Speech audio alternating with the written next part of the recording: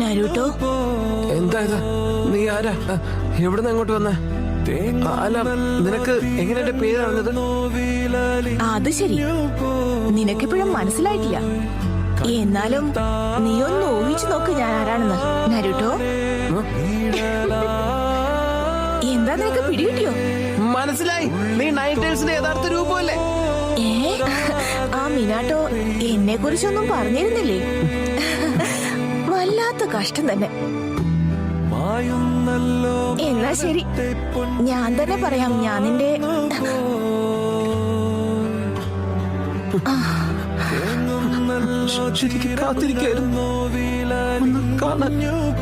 നീ ഇത്ര നേരം എന്താ പറഞ്ഞേ? അമ്മയെ നിനക്ക് ഇപ്പഴാ മനസ്സിലായതല്ലേ?